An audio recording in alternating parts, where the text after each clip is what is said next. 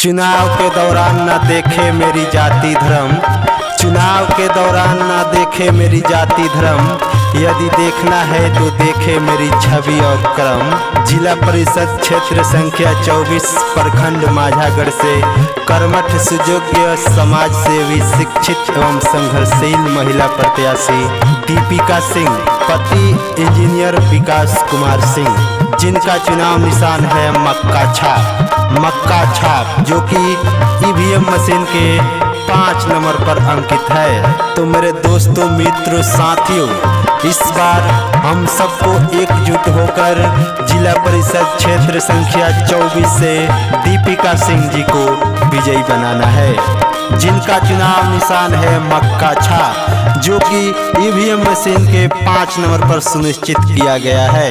गलियां ना घूमो तारे दीपिका दीदी,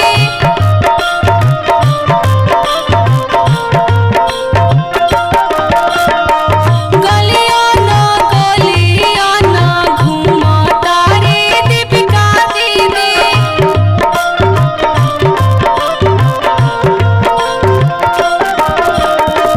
मकई के बाले बानी सानी जी,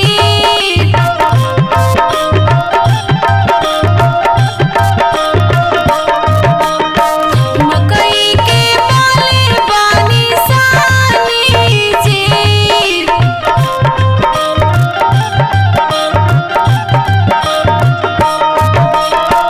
गलियां ना घूमो तारे दीपिका दीदी।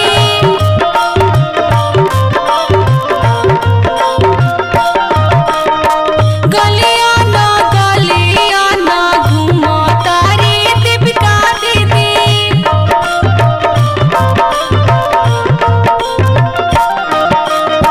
मकई के बाले बानी सानी जी,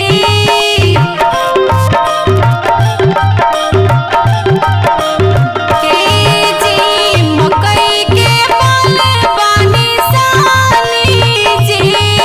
हाँ तो भैया, आशा की नई जोत लिए, आशा की नई जोत लिए उसे जगाने आए हैं।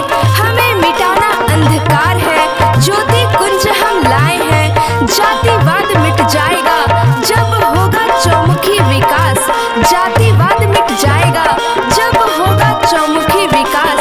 भाईचारे के मनोभाव से होगा, जी हाँ कहना है, जात पर ना पात पर, जात पर ना पात पर, वोट दे केवल कर्म एवं विकास पर।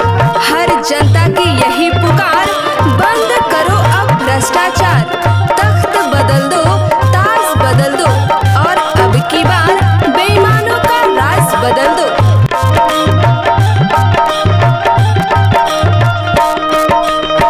सुनाए चाचा चाची, सुनाए भैया भाभी,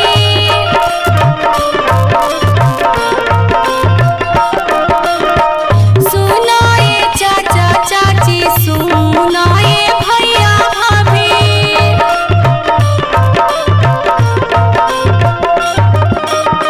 मकई के बाले बानी सानी जी,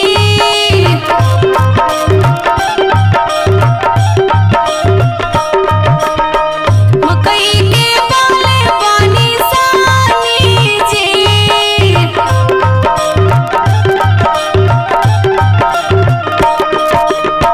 गलियां ना घूमो तारे दीपिका दीदी।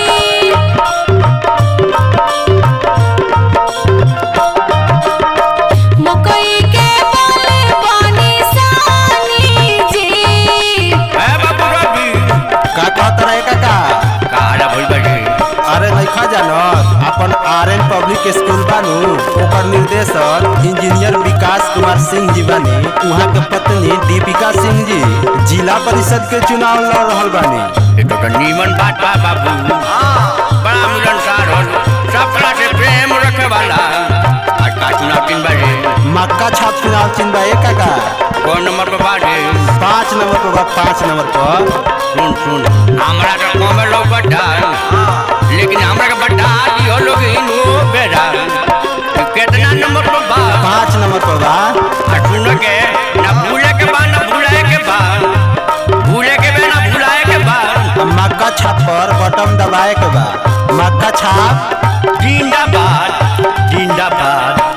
शाबाश